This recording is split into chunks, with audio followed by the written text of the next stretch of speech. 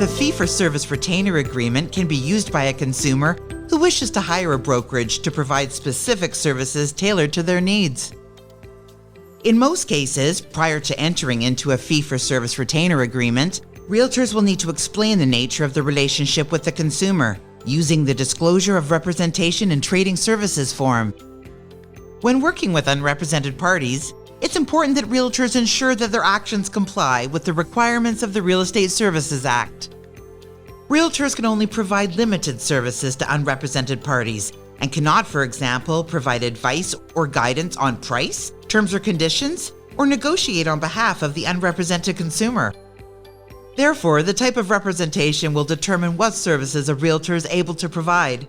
For example, a seller client represented by a realtor may be looking to obtain market information or assistance with reviewing or advising on a contract.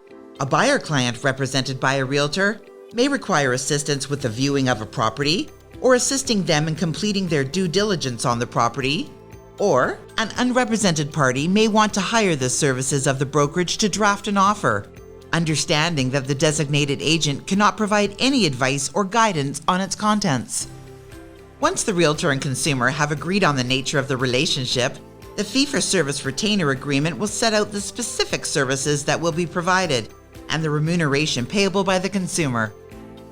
It also documents the consumer's agreement with the brokerage with respect to the term of the agreement, the nature of representation the designated agent will provide, and the consent for the collection, use, and disclosure of their personal information.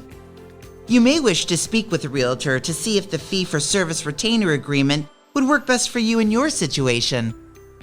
If you have any questions about the fee-for-service retainer agreement or other forms used in a real estate transaction in BC, ask a realtor.